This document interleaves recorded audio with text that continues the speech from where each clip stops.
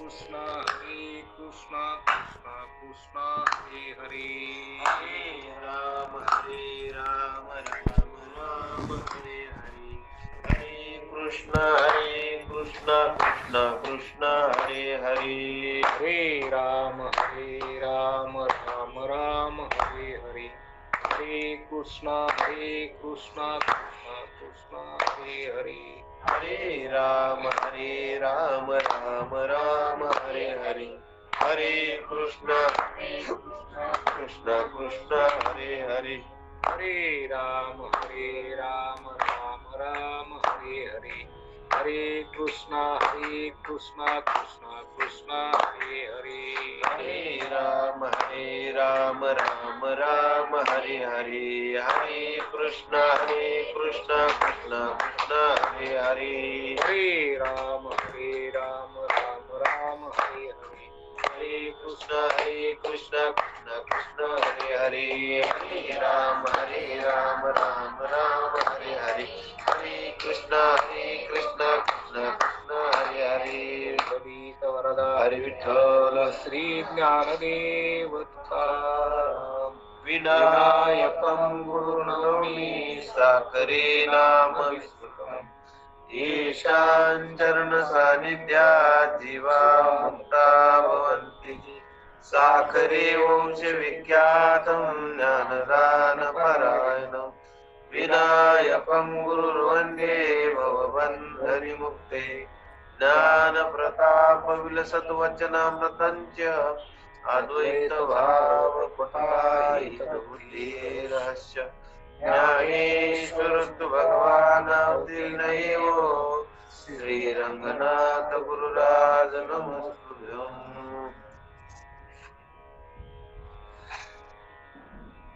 निर्विकार स्वरूप प्राप्ती अवश्य पावने आहे चित्ती, ते करावी भगवत भक्ती उत्कटा प्रीती अविश्राम, त्यजुनी पुत्र वित्ते शनेचे काज, जिनोनी लौकिकाची लाज, पद्मनाभ भजणे भोज अति निर्लज्ज नाचावे, पुत्र वित्त लोकेशणा त्यजुनी भजता हरिचरणा, तव तव चित्ताचे चैत्यमळ गाना क्षणा क्षणा नासती. प्रस्तुत सेवेकरिता घेतलेला ग्रंथ शांती ब्रह्म एकनाथ महाराज यांचा हा ग्रंथ आहे. श्रीमद भागवतावर केलेली टीका, 11व्या स्कंदावर केलेली टीका म्हणजे श्री एकनाथी भागवत, आणि या भागवतातला 3ऱ्या अध्यायाचं चिंतन आपण करत आहोत. त्यामध्ये नारायणाचं स्वरूप कसं आहे की ज्या भगवान नारायणाचं नामस्मरण केलं असता, ज्याची भक्ती केली असता जीवाचा उद्धार होतो, असा तो परमात्मा, असा तो नारायण, त्याचं स्वरूप काय ते आम्हाला सांगा, असा प्रश्न कोणी विचारला? राजा जनकानं विचारला. आणि त्याचं उत्तर तिप्पलायन नारायण देतात की अशा परमात्म्याचं स्वरूप सांगत असताना, नारायणाचं स्वरूप सांगत असताना, की ब्रह्म हेच नारायणाचं स्वरूप आहे आणि ते ब्रह्म व्यापक आहे, हे सगळं तो नारायणच आहे. आपण याच्यावर 2-3 चिंतन ऐकले आहे का नाही, की सगळा तोच झाला. हे सगळं जे दिसतंय ते नारायणाचं स्वरूप. काय? हे परमात्म्याचं स्वरूप आहे, परमात्माचे. आपल्याला परमात्मा नीटका न कळाल्यामुळं आपल्याला वाटतं हे कस काय परमात्मा, हे तर आम्हाला जग दिसायला, हे तर नाना प्रकारचं दिसायला, हे कस काय परमात्मा, हे का नाही? आता चिंतन झालं आपलं की परमात्मा आपल्याला दिसायला लागलं हे जग, आणि ते अनुभवाला आलं. आता आपण कोणी बी म्हणतं की हे जग आम्हाला धडधड पंचज्ञान इंद्रियानं अनुभवाला आलं, दिसायले, कळायले, मग हे नाही कसं म्हणतात? अनुभवाला जरी आलं तर ते असतच असं कशावरून?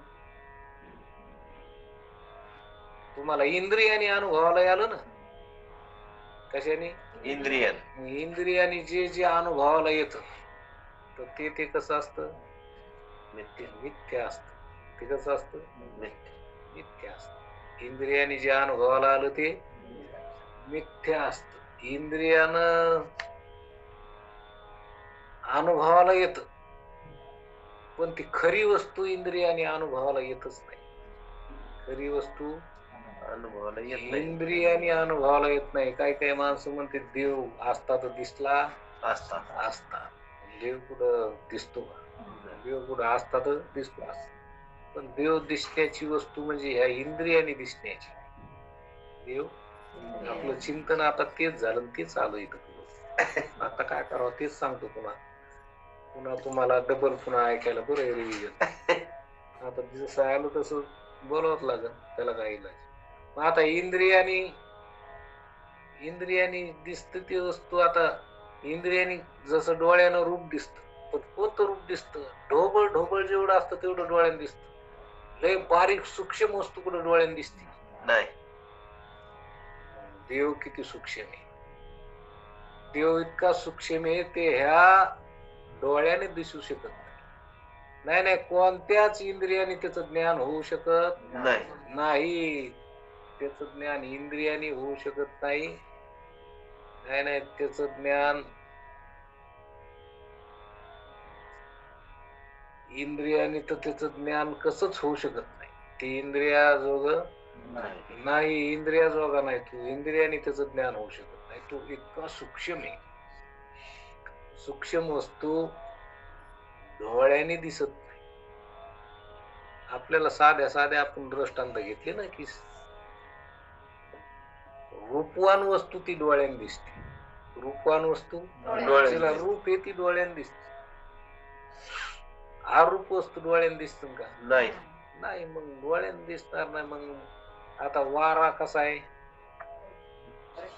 दिसत नाही. त्याला दिसत नाही.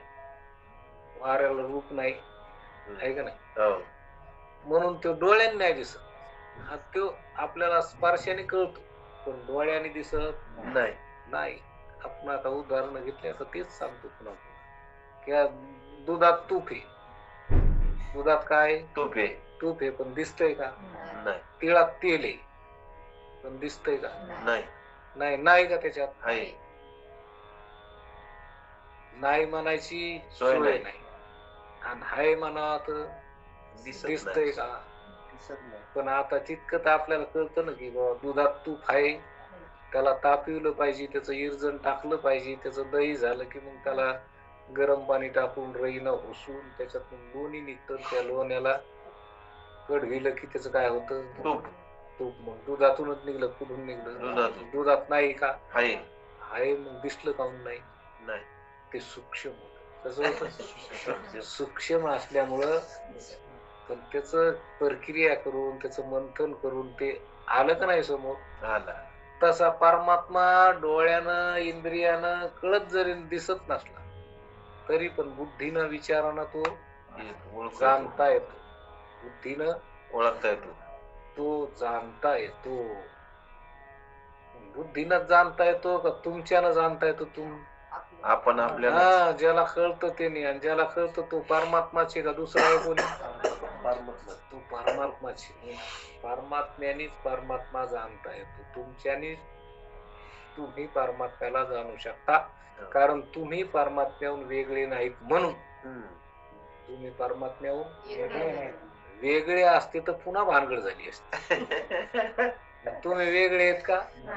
नाही. तुमच्याच्यानेच तुम्ही तुम्हाला पाहता. तुम्हाला पाहायला इंद्रियाने पाहू शकता का? नाही. मनानं नाही. बुद्धीनं नाही. नाही. तुमच्याच्यानेच तुम्ही तुम्हाला पाहू शकता. ठीक आहे. आपण नेहमी दृष्टांत सांगतो. सगळ्या घरातल्या वस्तू ज्योतीनं दिसतात, आहे का नाही? अग्नीची ज्योत.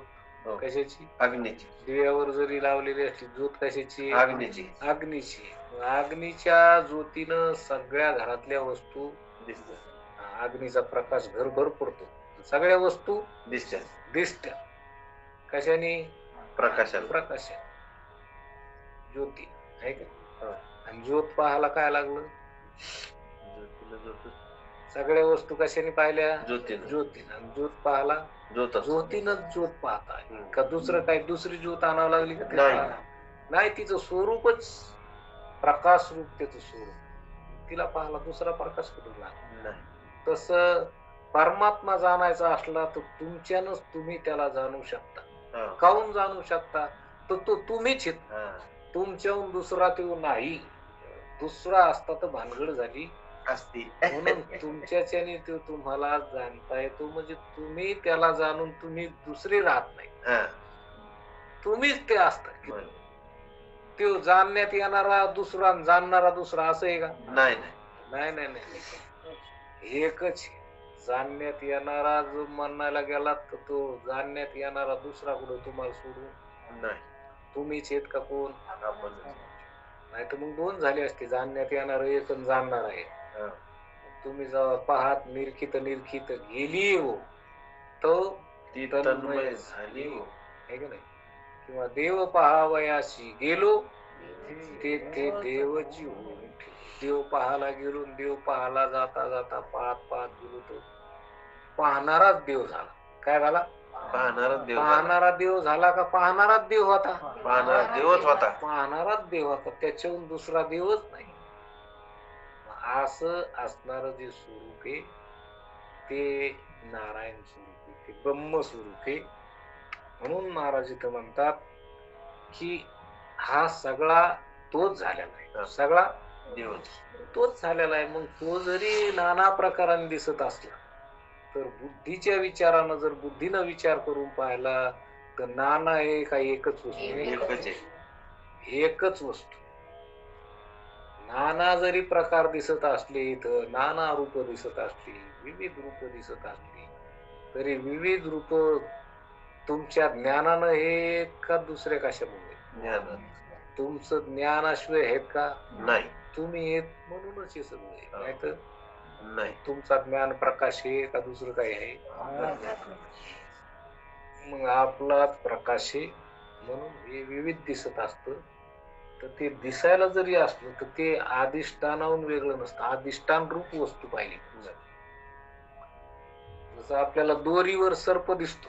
हो. दोरीवर सर्प दिसतो. दोरी असल्याशिवाय दिसत नाही. नाही. दोरी असल्याशिवाय दिसत नाही. हम्म.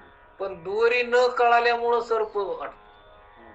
आणि दोरी ओळखू आली की सर्प सर्पच कुठं? नाही. पण दोरी आहे आहेच. ना. तसं आपल्याला जग दिसतंय. जग समोर आलंय. पण जग समोर आलं. जग हे का परमात्मा आहे?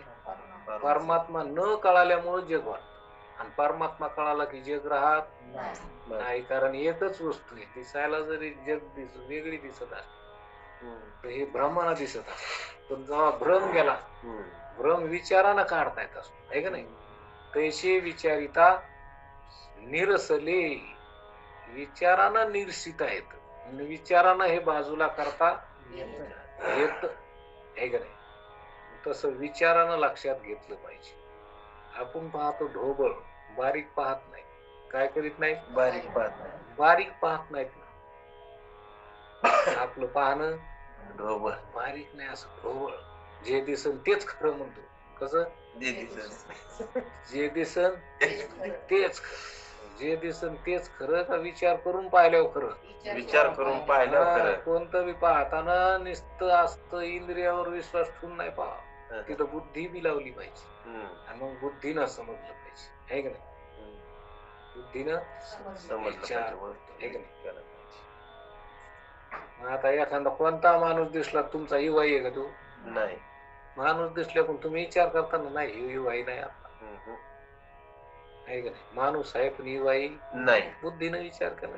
तसं बुद्धीनं विचार केला पाहिजे. आकाशातून विमान उडायला एवढंच दिसतं पाखरा एवढं. विमान तेवढं आहे का? तुम्ही बुद्धीनं केवढं समजता? मोठं समजता. डोळ्यानं जरी किती दिसत असलं, बारीक दिसत असलं, डोळ्याने छोटस दिसत, पण बुद्धीनं जर पाहिलं तर तुम्हाला माहित नाही त्याच्यात 300 माणसं बसतात म्हणून. बसतात 300 माणसं बसतात म्हणलं लहान आहे का? मोठे. एसटी एवढं आहे का? एसटी पेक्षा मोठं. लय मोठं. पण दिसायला केवढं दिसतं? पाखरं एवढं. पाखरा एवढं. मग डोळ्यावर काहून नाही विश्वास ठेवला तुम्ही? पाखरा एवढं समजिता का? नाही. त्याला केवढं समजिता? मोठं मोठं सांगितलं. म्हणजे बुद्धीनच विचार करता का नाही? हा. तसं जगाच्या बाबतीत बी बुद्धीनच विचार केला पाहिजे. जग नव्हे अवघड. अवघा जनार्दन, जग नाही परमात्मा आहे. जग नाही परमात्मा. मग हे विविधतेने नटलेलं जरी हे जग असलं तर परमात्माची काय परमात्मा. असं जगाला पहा. जगाला पहा. जग परमात्मा आहे, जग नाही. हा. जागता जगदेव, जागता जगदेव. जगदेव. जाग झालं की जगत देव आहे. आणि जाग नाही झालं की जग जग वाटत. जग नाना प्रकारचं वाटत आहे की नाही? हो. जग सुख दुःखात्मक वाटतं, अनुकूल प्रतिकूल भावना वाटतात त्याच्याबद्दल. पण जाग झालं, विचारावर आलं की लक्षात येतं की जगच नाही. जग नाहीच. जाग झालं की जग नाही. तंतू पाहता वस्त्र न दिसे. तंतू पाहता वस्त्र न न दिसे. दिसे. आत्मलक्षिता आत्मलक्षिता जगत जगती नसे. नसे. येणे अद्वैत तत्व सैरासे. अयानयाचे प्रब्रह्म. सगळं काय ब्रह्म. ब्रह्मच आहे सगळं. असं आपण आपलं असं पाहताना नीट पाहिलं पाहिजे, बारीक पाहिलं पाहिजे. हे जग आपण ढोबळ ढोबळ रूपानं पाहतो आणि मग ते अनुकूल प्रतिकूल वाटतं, ते त्याच्यापासून सुख दुःख होतं. मग हे असं पाहणं चुकी. बुद्धीनं पहा. कशानं पहा? बुद्धीनं पहा, विचार करून पहा. विचारानं जर पाहिलं तर काय आहे? परमात्मा आहे. नारायणाचं स्वरूप हे म्हणजे हे सगळं विस्तार जो आहे तो कशाचा आहे? परमात्म्याचाच आहे, ब्रह्म आहे. ते काय? ब्रह्म आहे. हे सगळ्याचं अधिष्ठान वस्तू, कार्य कारण रूप वस्तू ब्रह्म आहे. सगळ्याचं काय कारण? ब्रह्म. हे कार्य कारण भाव. हे कार्य म्हणजे जग आहे, त्याच कारण ब्रह्म. माया म्हणा. माया जरी म्हणले तरी त्याच कारण मायाला तरी अस्तित्व कोणाचं त्याच्याशिवाय आहे का? नाही. तो सगळ्याचा अधिष्ठान. त्याच्याशिवाय काहीच नाही. हे नाहीच. त्याच्याशिवाय नाही हे लक्षात घेतलं पाहिजे. मुख्य असं बारीक नजर असली पाहिजे, असं पाहता आलं पाहिजे, आहे का नाही? असं पाहिलं तर मग आपल्याला परमात्म्याचं स्वरूप नीटनीटकं कळत. मग नाथ महाराजांनी विस्तारपूर्वक सांगितलं. पण आता एवढा विस्तार करण्यापेक्षा मी एक थोडक्यात सांगितलं. आता आपण एकदम थोडं पुढं चालू की आता असं असणार ब्रह्म ते प्राप्त झालं पाहिजे. ते काय झालं पाहिजे? प्राप्त झालं पाहिजे. आता तुम्ही म्हणता प्राप्त झालं पाहिजे म्हणल्यावर मग ते दुसरं काय म्हणू, लांब आहे काय आहे का नाही? प्राप्त झालं पाहिजे म्हणजे लांब आहे. ते आपल्याला भेटलेलंच नाही, आहे का नाही? आता ते प्राप्त झालं पाहिजे म्हणजे ते आता विचारानं लक्षात आलं पाहिजे. कसं? विचारानं. ते प्राप्त नाही का? आहेच. ते आता नाही का? आहे. इथं नाही का? तुमच्याहून वेगळं आहे का? नाही. तुम्हीच आहेत का ते? आपणच आहेत असं पण माहित आहे का? नाही. असं कळत नाही. संतांच्या संगतीत आल्याशिवाय बैसता संतांची संगती कळो आले कमलापती. आपुले कोणीच नव्हती निश्चय चित्ती दृढ झाला. संतांच्या संगतीत बसल्यावर का कवा? संतांच्या संगतीत बसल्यावर तो परमात्मा. आता ते ब्रह्म इथे म्हणतात की निर्विकार स्वरूप प्राप्ती अवश्य पावणे आहे चित्ती. ते करावी भगवत भक्ती उत्कटा प्रीती अविश्रम. की निर्विकार ब्रह्माची प्राप्ती व्हावी अशी आपल्या चित्तात तळमळ असेल तर उत्कट प्रेमाने अविश्रांतपणाने भगवत भक्ती करावी. मुलगा व्हावा तो शहाणा गुणी श्रीमंत दीर्घायुष्य व्हावा. आपल्या वार्धक्यात त्याने आपले पालन पोषण करावे.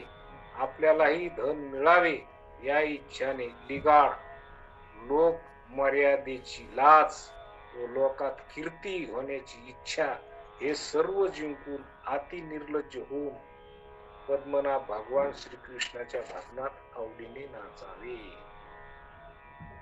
मग काय? परमात्मा प्राप्त करायचा तर भक्ती करा. काय करावी? भक्ती.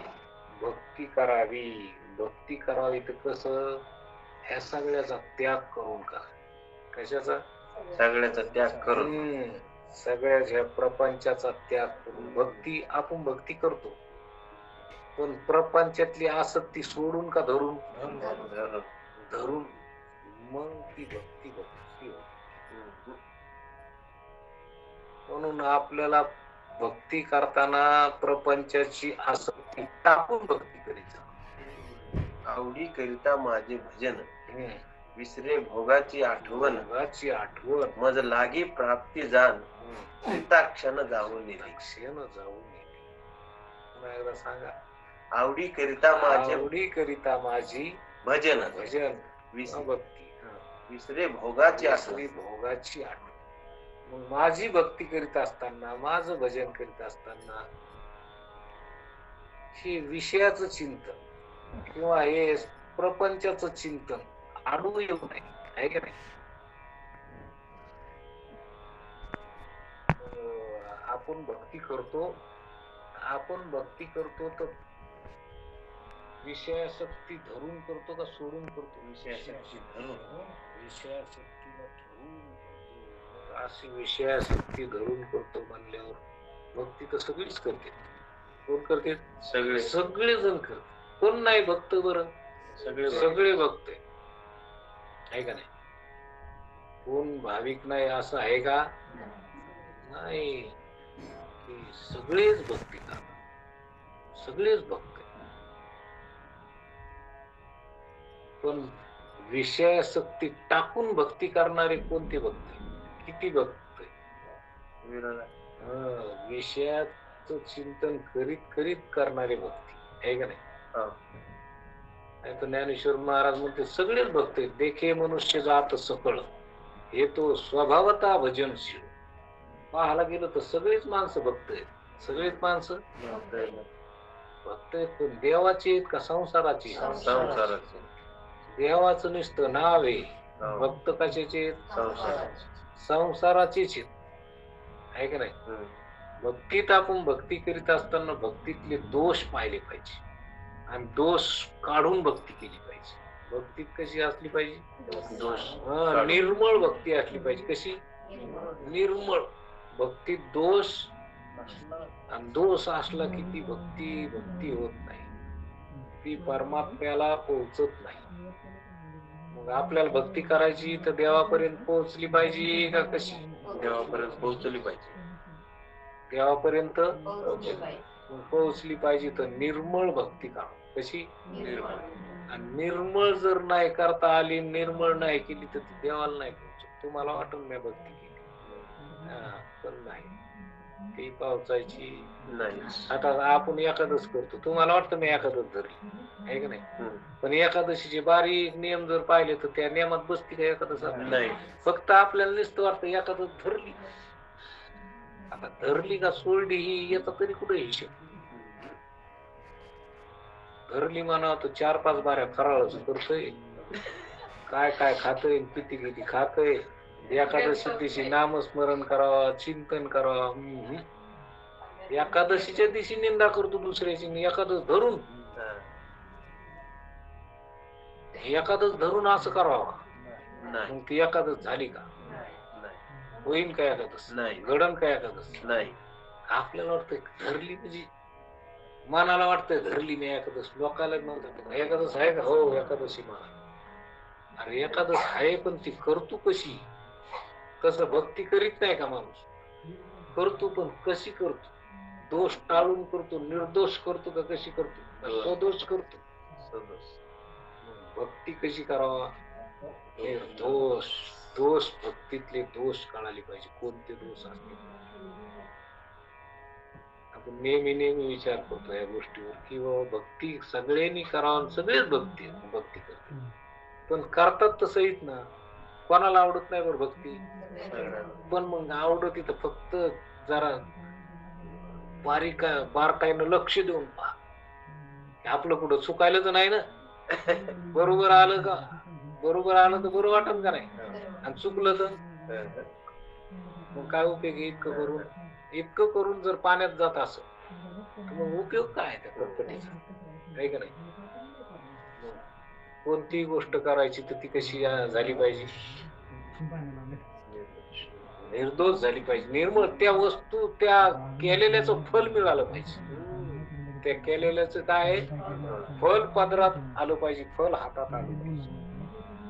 म्हणून भक्ती केली तर ती भक्ती फलाला आली पाहिजे. कशाला आली पाहिजे? फळाला आली पाहिजे. हा, नुसती भक्ती केली म्हणायला का दाखवायला लोकायला? दाखवायला. लोकायला दाखवायची बी नाही, आहे का नाही? भक्ती तर करायची पण देवाला वाटली पाहिजे. देवाला वाटला पाहिजे की मग भक्त आहे हो. आपल्याला वाटतं मला लोकांनी म्हणावं हे भक्त आहे.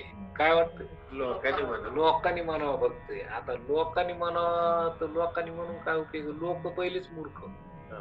मूर्खाने तुम्हाला, 1000 मूर्खाने तुम्हाला चांगलं म्हणलं, तुम्ही लय भारी आहेत.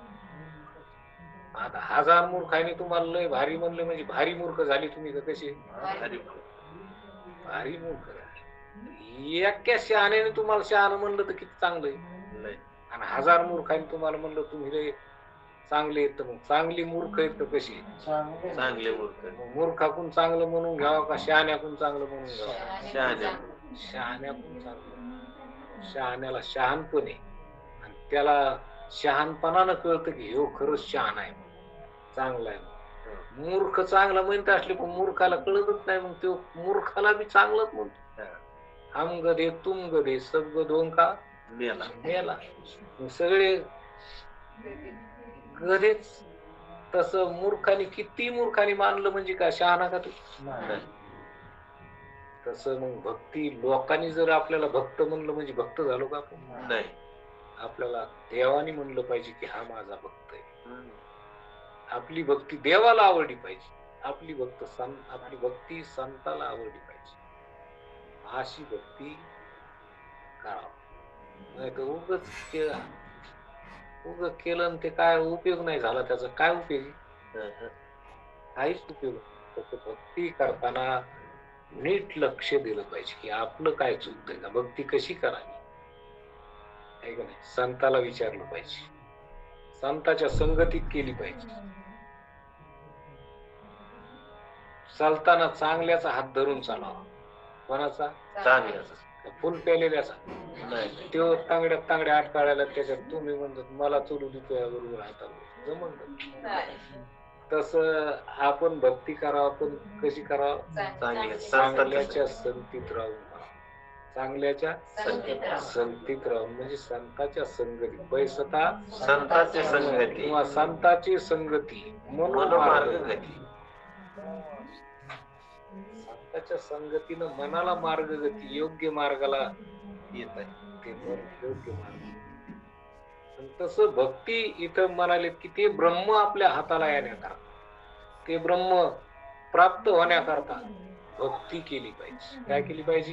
भक्ती केली पाहिजे. पण ते म्हणाले की भक्ती लोक मर्यादेची लाज, लोकात कीर्ती होण्याची इच्छा हे सर्व जिंकून अति निर्लज्ज होऊन मनात भगवान श्रीकृष्णाच्या भजनात आवडीनं नाचावे. लाज सोडून दिली पाहिजे. भक्ती करताना लाज सोडली पाहिजे. लोक मर्यादेची लाज, लोकात कीर्ती, इच्छेचे लिगाड. आपल्याला इच्छेचे लिगाड आपल्यालाच लय माझ्या इच्छा. इच्छा टाकू. भक्ती कशी केली पाहिजे? आपल्याला भक्ती इच्छा टाकून नाही, भक्तीतच इच्छा चालू आहेत आपल्या. कशात? भक्तीतच इच्छा चालू आहे. कसं काय होईल बरं अशाने? जे भक्त म्हणून घेते त्याला लय मोठ्या इच्छा, त्याला किती लय मोठ्या इच्छा.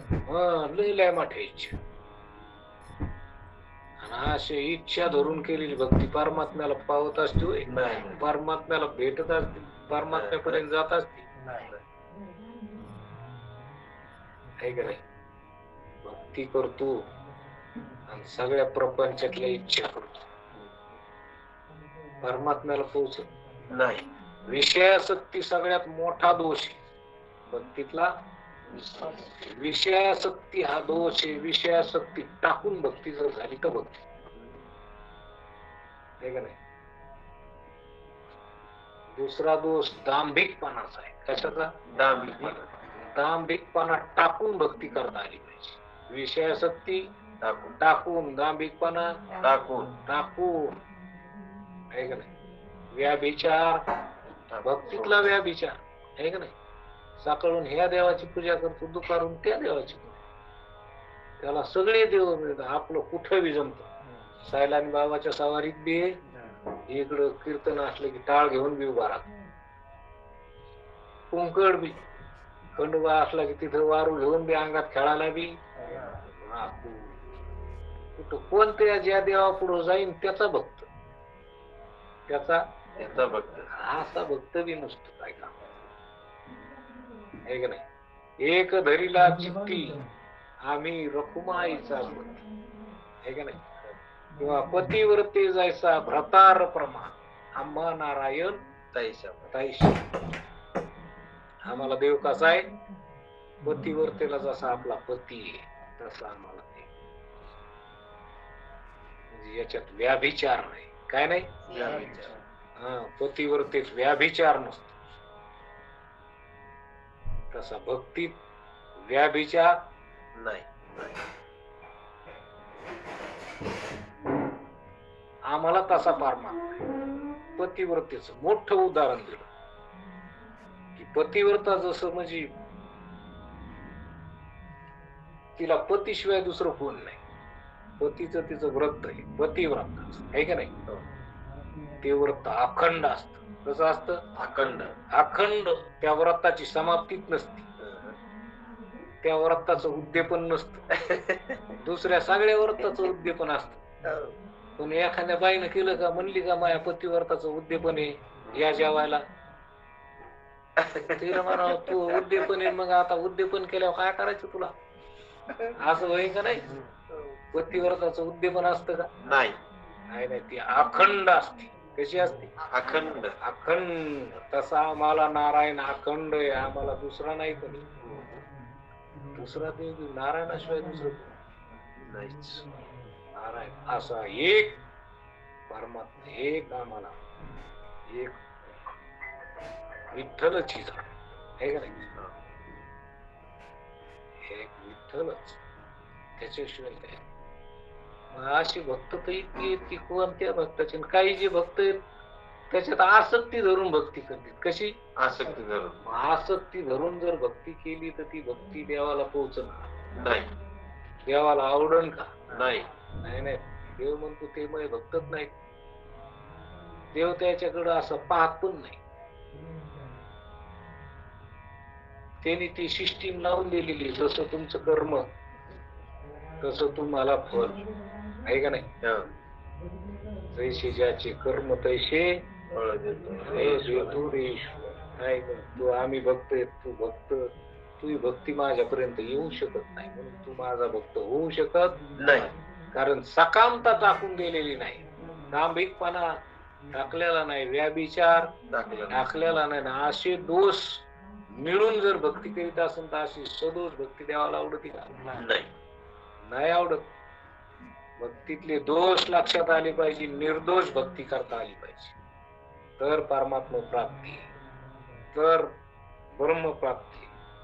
इथं महाराज म्हणतात की त्या ब्रह्माची प्राप्ती करायची ना तर मग भक्ती करावं लागेल. कशाने भेटन? भक्ती केल्याने भेटन. पण कशी? अशी निर्दोष भक्ती.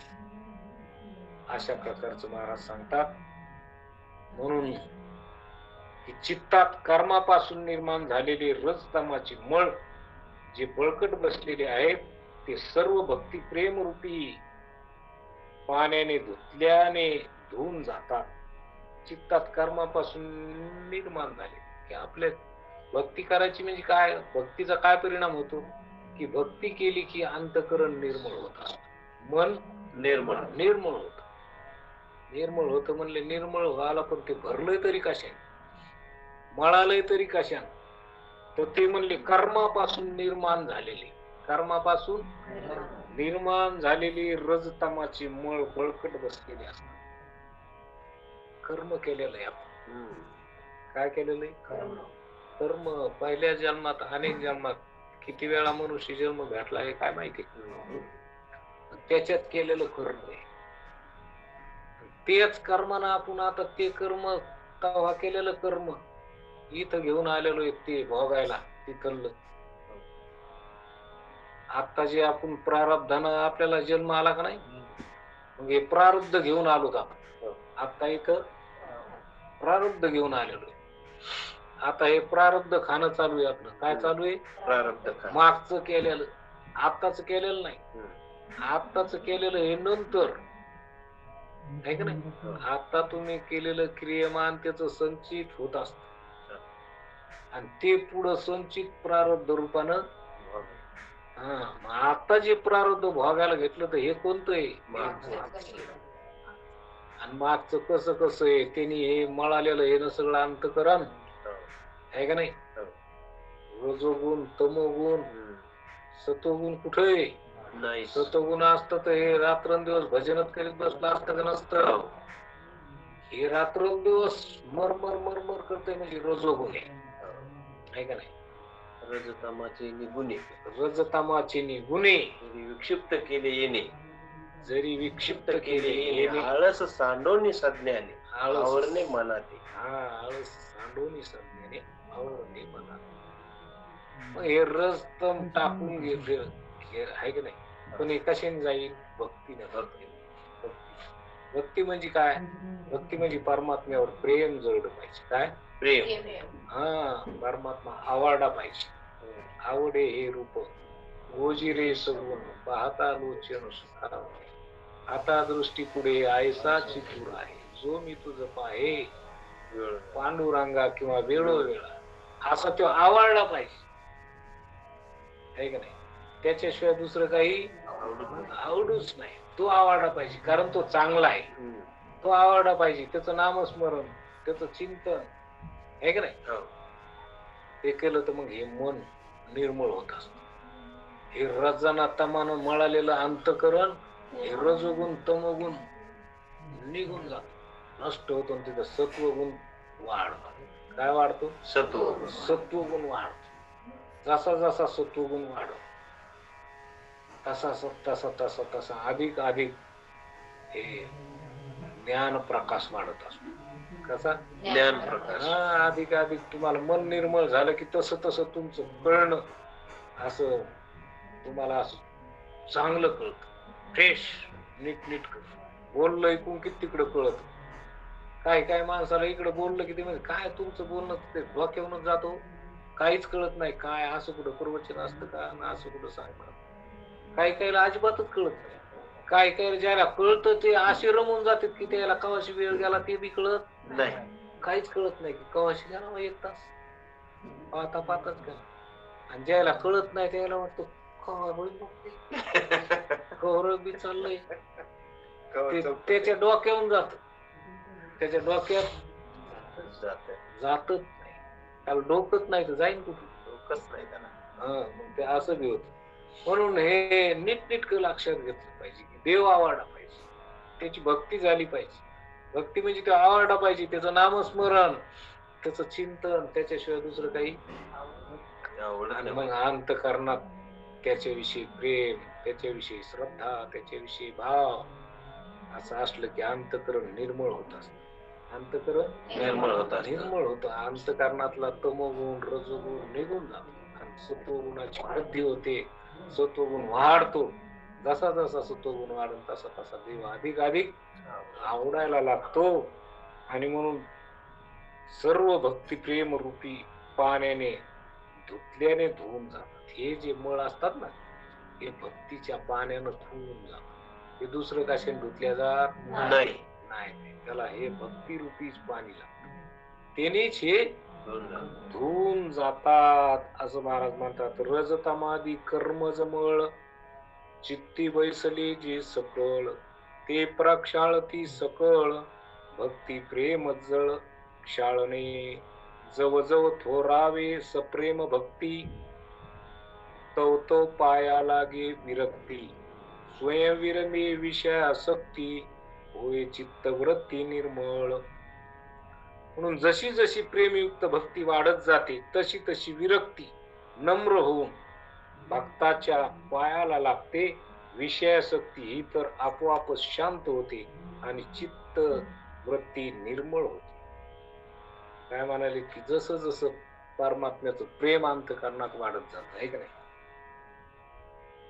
अंतःकरणात प्रेम जसं देवाचं प्रेम वाढत हृदयी प्रगटे राम, काय त्याच्या अगोदर कंठी प्रेम दाटे नैनी. जसं जसं तुमचं प्रेम वाढत नाही का नाही, तसं तसं त्याच प्रेम जसं जसं वाढन तशी तशी विरक्ती. विरक्ती म्हणजे हे काहीच आवडत नाही, तोच आवडतो. कोण आवडतो? देवच आवडतो. बाकी काय आवडत नाही तर संसार आवडत नाही. संसार आवडत नाही म्हणजे संसारातली कोणतीच गोष्ट त्याला आवडत नाही. याला म्हणायचं विरक्ती, याला म्हणायचं वैराग्य. याला काय म्हणायचं? वैराग्य. वैराग्य म्हणजे इहलोकापासून ते स्वर्ग लोकापर्यंत आहे का नाही, संकल्पपूर्वक इच्छेचा त्याग. संकल्पपूर्वक इच्छेचा त्याग. त्याग म्हणजे वैराग्य. असं भक्ताला होतं की इथलं नाही, स्वर्ग नाही आवडत त्याला, इथलं लोकातलं इथलं काही वैभव आवडत नाही, स्वर्गातलं वैभव आवडत नाही, त्याला देवच आवडत. त्याला देवाशिवाय दुसरं काही आवडत. याला म्हणायचं वैराग्य, कारण हे दुसरं त्याला काही आवडत नाही. अशी विरक्ती नम्र होऊन भक्ताच्या पायाला लागते. वैराग्य त्याच्या पायावर येत, त्याच्या मनाजोग येत नाही का नाही. वैराग्य म्हणजे त्याला काहीच आवडत नाही. एखाद्या वैताग्याला बी काहीच आवडत नाही, पण ते वैराग्य नसतं, वैताग असतो. वैताग म्हणजे अशी ती झुळूक येते नुसती, त्याची झुळूक. त्याला वाटतंय काहीच खरं नाही, आपल्याला कोणीच बरोबर बघा जातो रुसूनदार सखी लगेच आग आग नशील मला कुठं नेशील येत होत पुन्हा. कशाच वैराग्य म्हणते? वैराग्य नाही, वैताग. वैराग्य म्हणजे हे लोकांपासून ते स्वर्ग लोकांपर्यंत भोगाची संकल्पपूर्वक इच्छेचा त्याग. संकल्पपूर्वक इच्छेचा त्याग म्हणजे वैराग्य. असं वैराग्य त्याला देव आवडतो, त्याला बाकी काहीच आवडत नाही. अशी भक्ती निर्दोष. आपल्याला तर पैसे आवडत येत आहे का नाही. कीर्तनाला गेलं की पाकिट लागत, कमी भरलं की जमा गाडी वापस येते.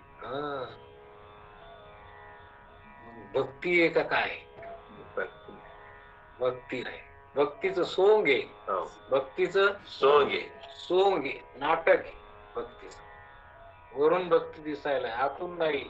अंतःकरण मळालंय सगळं, विषयासक्तीनं मळालं सगळं मळून गेलेलं आहे. म्हणून ती भक्ती देवाला नाही आवडत. वरून जरी किती रंगरंगुटी, एवढ्याला नक्कीचे धोतर जरी नेसले, एवढ्याला नक्कीचे रुमाला घातले, मस्त ढवळ्या टोप्या चांगल्या,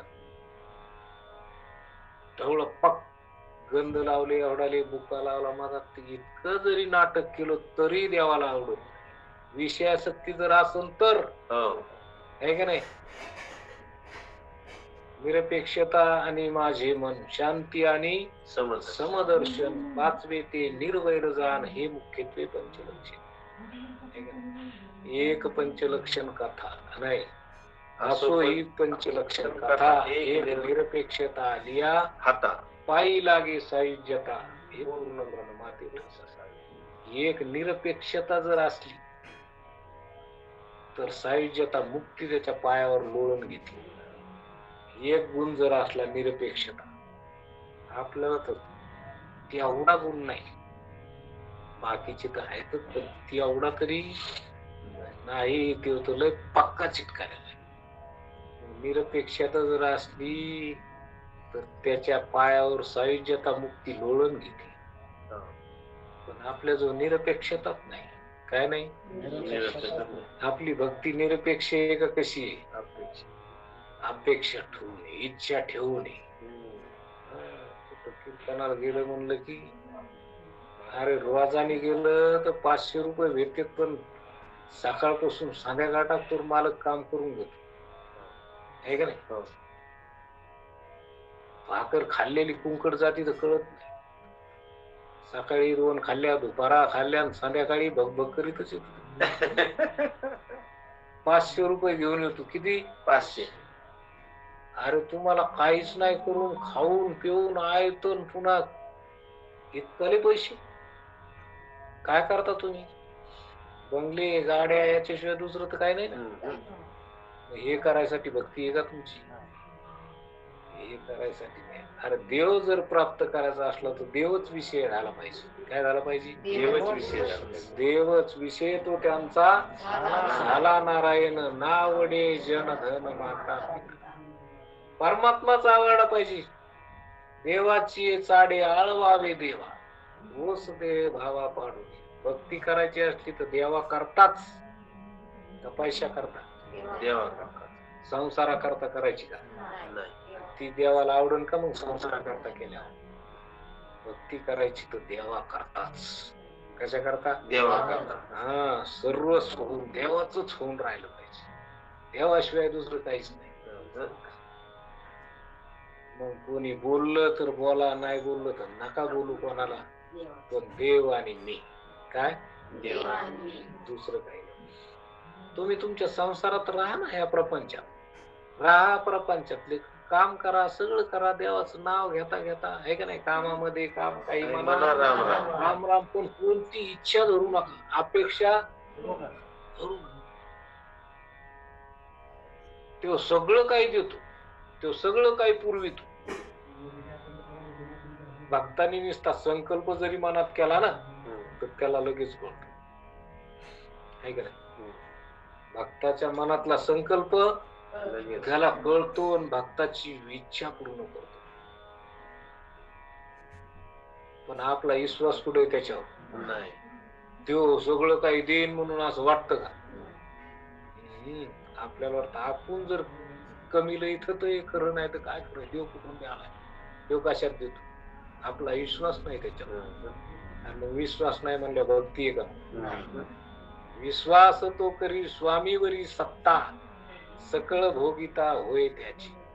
तुम्ही जर त्याच्या विश्वास टाकला तर त्याच्या इस्टेटीची सगळे अधिकारी तुम्ही आहे का नाही?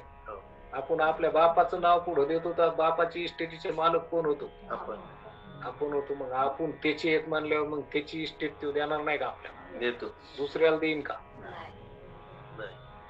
आहे का नाही? सकळ भोगिता होय त्याची. विश्वास तो करी स्वामीवरी सत्ता.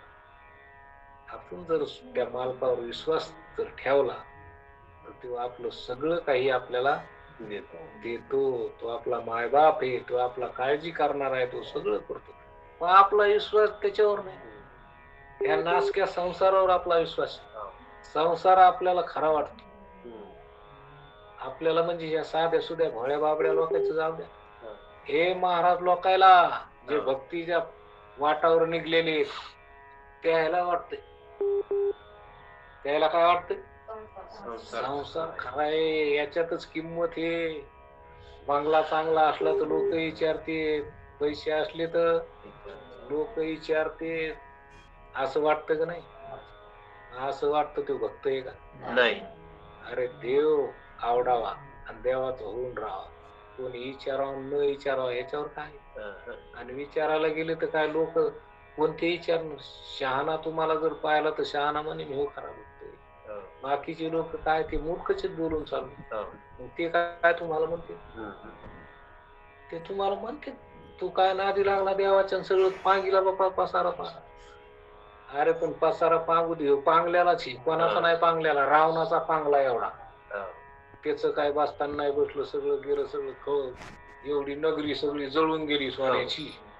सगळे एवढे लोकांमध्ये संपदा एवढी सांगाटी कवडी नाही गेली. त्याच एवढं जर हे झालं तर आपण संसार कोणाचा नीट झाला? त्या संसारातलं काही संग नेता आलं नाही. किती जमाड्या बंगले बांधले तर काही नेता येईल त्याच्यातलं काही?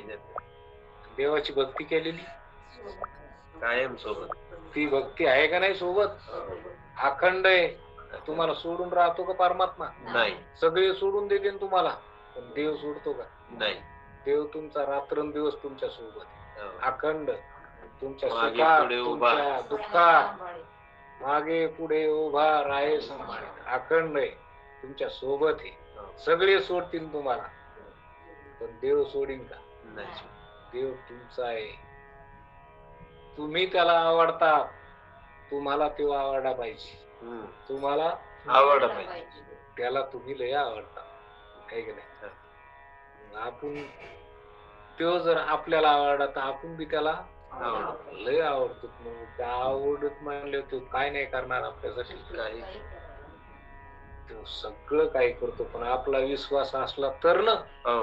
मग आपला विश्वासच नसला, आपण बेईमान असल्यावर तो कसा काय मग आता काय करेल?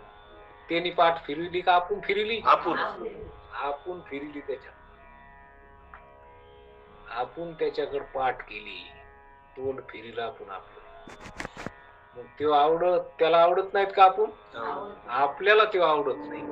कोणामुळे? या संसारामुळे. संसारापायी देव आठवत नाही. मग आठवत नाही म्हणल्यावर मग किती अवघड आहे. मग इथं परमात्मा हाताला येण्याकरता, ते ब्रह्म प्राप्त होण्याकरता महाराज म्हणतात इथं भक्ती केली पाहिजे. आणि भक्ती केली पाहिजे तर सगळे दोष टाळून निर्दोष केली पाहिजे. कशी केली पाहिजे? निर्दोष. आवडीने केली पाहिजे. सगळी सकामता टाकून कोणतीच इच्छा न धरता अशी भक्ती जर केली तर जशी जशी प्रेमयुक्त भक्ती वाढत जाते तशी तशी विरक्ती नम्र होऊन भक्ताच्या पायाला लागते. विषयासक्ती ही तर आपोआपच शांत होते. विषयासक्ती राहते का? नाही, राहत नाही. शांत होती. शांत होती म्हणजे ती मावळून जाते, विझून जाते. विषयासक्ती पुन्हा पुढे येत नाही. कारण विषयासक्ती एवढा परमात्मा आहे आणि एवढा परमात्मा गोड, एवढा चांगला, एवढं वैभव त्याच्याजवळ, एवढा तो त्याच्या पुढे हे काय? काहीच नाही. हे नासक मरक कुचक हे काय त्याच्या पुढे? तो अविनाशी, ते असं शाश्वत सुख आहे. हे अशाश्वत आहे. हे सुखाचा भास आहे, पण सुख नाही. आणि तो वास्तव सुख स्वरूप आहे. आणि ते सुख ह्या नासक्या सुखापुढं, ह्या भासमान सुखापुढं ते सुख टाकून द्याचं, ठोकरायचं. मग इथल्या संसारापुढं त्याला ठोकरणच आहे का नाही? याला त्याला एवढा चांगला देव त्याला ठोकर आणतो का नाही? कशा पुढं? संसारापुढं. संसार खरा वाटतो. खरा नसल्याला काय वाटतो? खरा वाटतो. कल्पित येतो. भासमान इथलं सुख कसं आहे? मृगजळासारखं आहे. संसारातलं सुख मृगजळासारखं आहे. आणि या मृगजळाकडे पाहून तुम्ही अमृताचं आहे का नाही? देव कोणी काय ते हे मृगजळाला पाहून मृगजळ देव कोणी डोळा आहे की नाही? गिळता अमृताचा गिळता गळाला, म्हणजे अमृताचा घोट घेतलाय आणि तो आता गिळायचा, तर ते मृगजळ लय मोठं दिसलं. ते म्हणजे नाही, या घोटाने काय होणार हे थुकून टाकून त्या मृगजळाच्या मागे. तसं देव टाकून संसाराच्या मागे लागतो, संसाराची अपेक्षा करतो. म्हणून ही भक्ती घडत नाही. परमात्मा भेटत नाही, भाल्या भाल्याला भेटत नाही. काहून भेटत नाही? तर भक्ती दोष आहे. भक्ती निर्दोष, निर्मळ, देवा करताच केलेली भक्ती देवाला पावत असते.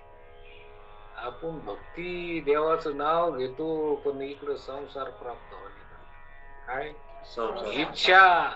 इच्छा धरून भक्ती करतो, तर ही भक्ती चालत नाही, खरी नाही. मग चित्तवृत्ती निर्मळ झाल्यानंतर सर्व भूतात परमात्मा आहे अशा अनन्य प्रेम भावाने तो एक भक्त भजू लागतो.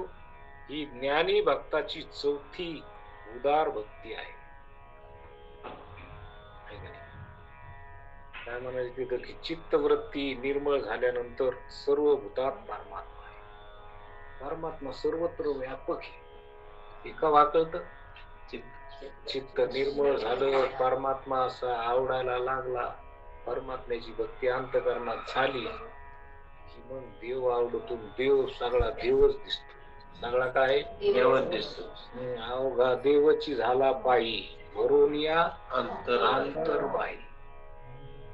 जे जे दृष्टी दिशे भूत ते मानेचे भगवत. हा भक्ती योग निश्चित जाण माझा सगळा परमात्माचे असं त्याच्या लक्षात येतं. भक्ती केल्यावर भक्तीनं अंतःकरण निर्मळ होतं.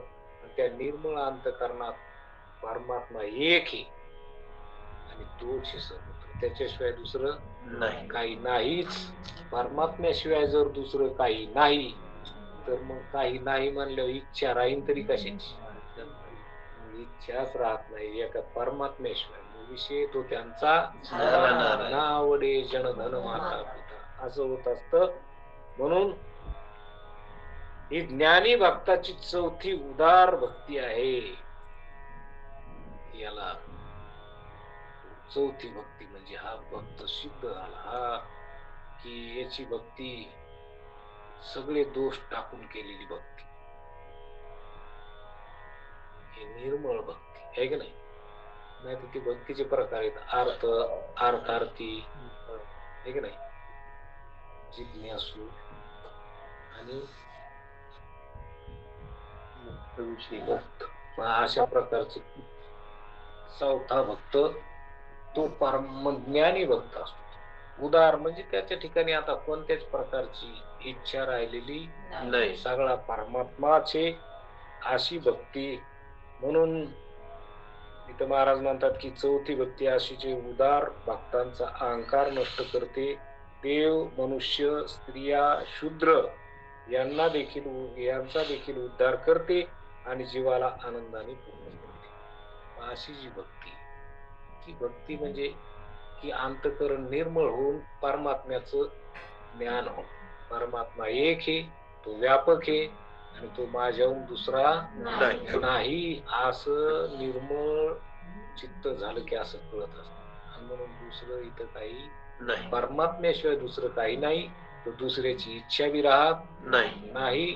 आणि म्हणून असं त्याच्या जीवनात होतं. मग असं अशी भक्ती ज्याला ज्याला घडली, मग ते कोणी स्त्री असो की पुरुष असो की शूद्र असो,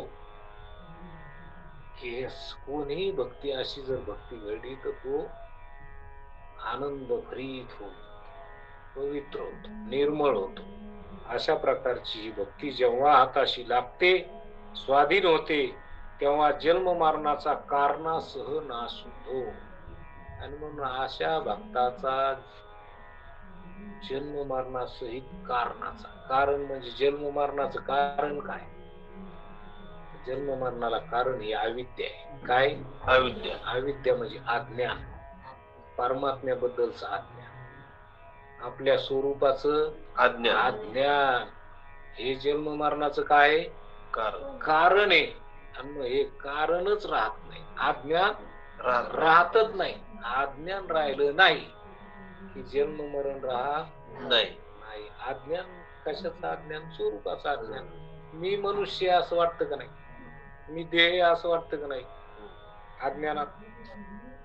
आणि मग आता ज्ञान झालं म्हणजे आता लक्षात आलं की मी हे शरीर नाही. शरीर पंचभूताचं आहे, शरीर हाडामासाचं. मी या शरीराला जाणणार आहे आणि हे शरीर मला मिळालेलं आहे भक्ती करण्याकरता. मग हे मी आहे का? नाही. हे माझं बी नाही, देवाने दिलेलं आहे. माझं आहे का? नाही. बरं हे खरं बी नाही, खरं आहे का? नाही. हे काही क्षणापुरतं आहे. खरं असतं तर हे अखंड राहिलं असतं. हे आहे का? म्हणून हे खरं सुद्धा नाही, माझं नाही, खरं नाही, आणि मी सुद्धा नाही. पण मी जाणणार आहे, मी ज्ञान स्वरूप आहे, मी सच्चित आनंद आहे, म्हणजे मी न मरणार आहे. माझ्या ठिकाणी जन्म मरण नाही. मी अशा प्रकारचं माझं स्वरूप निखळ निर्मळ असं स्वरूप भक्तीनं ध्यानात येत. आणि हे आपलं स्वरूप जे हेच स्वरूप म्हणजे परमात्मा आहे. हे स्वरूप म्हणजे नारायणाचं स्वरूप आहे. आणि हेच म्हणजे काय? ब्रह्म आहे. काय? ब्रह्म. मग आता तुम्ही माणूस आहेत का ब्रह्म आहे? अहम ब्रह्मास्मी असा उपदेश आपल्याला सद्गुरू करतात. तर ते ब्रह्म तू आहेस, आहे की नाही? तत्वमसी, ते तू आहेस. असं आपल्याला जेव्हा संत संगतीत लक्षात येतं की असा भाव होतो की तू माझ्याहून वेगळा नाही, तू मीच आहे, असं निर्मळ मनानं आपल्याला बुद्धीनं असं विचारानं लक्षात येत.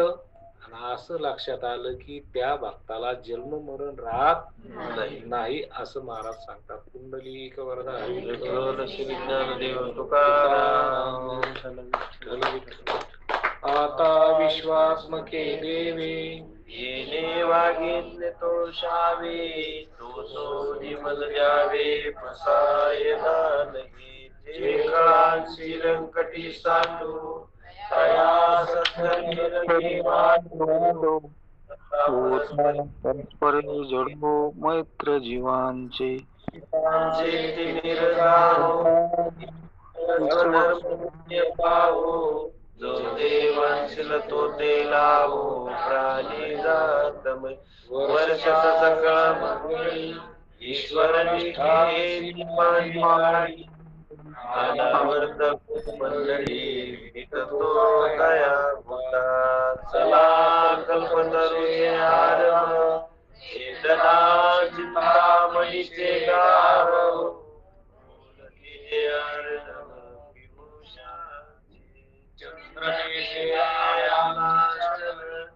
मार्कंड घेता बहीण ते सदाई सर्व सज्जन सोय देवतो किंबहुना सर्व सुखी पूर्ण हो निखिली मोकी भजिलो आदिमुखी आणि ग्रंथ भजवे विशेष लोकिये द्रष्टा दृष्ट विजय व्हावे येत म्हणे श्री विश्वेश्वरा हो हा होईल ज्ञान प्रसावो येणेवरी ज्ञान देवो सुखिया झाला येणेवरी ज्ञान देवो सुखिया झाला येणेवरी ज्ञान देवो सुखिया झाला पुंडलिक वरदा हरी तुकाराम पंढरीनाथ भगवान की जय. माऊली ज्ञानेश्वर महाराज की जय. जगद्गुरु तुकाराम महाराज की जय. शांती ब्रह्म एकनाथ महाराज की जय. साखरे की जय हो. रामकृष्ण हरी महाराज.